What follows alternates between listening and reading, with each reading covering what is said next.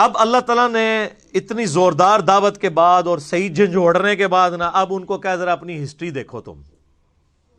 یہاں سے اب ہسٹری شروع ہوئی ہے. اب مسلسل کئی رکوع بنی اسرائیل کی ہسٹری چلے گی جو ان کی تاریخ میں بڑے بڑے واقعات ہوئے تھے.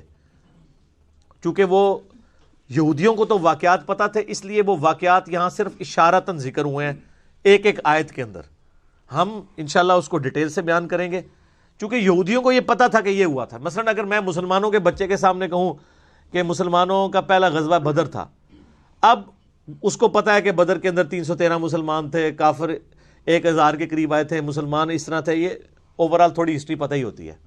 یہودیوں کو اپنی ہسٹری تو پتہ تھی لیکن اللہ تعالیٰ نے ایک دفعہ وہ پنچ کروایا کہ تم نے کس کس موقع پہ اپنے رب کے ساتھ غداری کی اور پھر اس کے اوپر اللہ کی طرف سے تم پر کوڑا پڑا. پھر ہر ایک غداری کے بعد اللہ کی طرف سے ایک یونیورسل ٹروتھ آئے گا کہ جو یوں کرتا ہے نا ہمارے ساتھ، ہماری کتابوں کے ساتھ، ہمارے پیغمبروں کے ساتھ، ہم اس کے ساتھ یوں کرتے ہیں. تو یہ پڑھتے ہوئے ڈاکٹر سراج صاحب رحمہ اللہ تعالیٰ اکثر کہتے تھے کہ یہ پڑھتے ہوئے اسے ایک ہسٹری کے طور پہ نہ پڑھیے گا، اس اعتبار سے بھی پڑھیے گا کہ ہماری امت پہ یہ کہاں کہاں فٹ ہو رہی ہیں چیزیں. ہم نے بھی وہی حرکتیں دہرائیں جو میں نے حدیث بھی بیان کی کہ وہی خرابیاں پیدا ہوں گی جو یہود و نصارہ میں ہوئی. وَإِذْ نَجَّيْنَاكُمْ مِنْ آلِ فِرْعَوْنَ، اور یاد کرو جب ہم نے تمہیں نجات دی آل فرعون سے.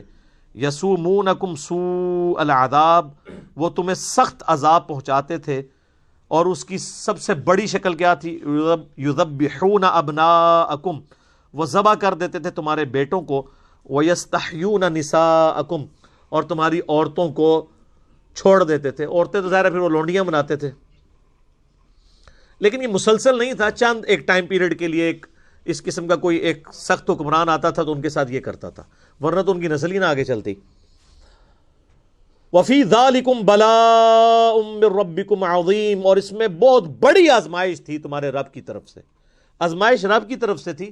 اس کا یہ مطلب نہیں کہ اللہ نے فرعون کو کہا تھا کہ ذبح کرو، نہیں، اس اعتبار سے کہ اللہ تعالیٰ دنیا میں فرعون کے ذریعے مسلمانوں کو آزماتا ہے، ابو جہل کے ذریعے مسلمانوں کو آزماتا ہے. مراد یہ کہ ان کو کھلی چھٹی دیتا ہے وہ کہ وہ اس قسم کی حرکتیں کریں. اللہ تعالیٰ ان پہ گرفت نہیں کرتا بلکہ قوموں نے خود اپنے معاملات کو سیدھا کر کے چلنا ہوتا ہے.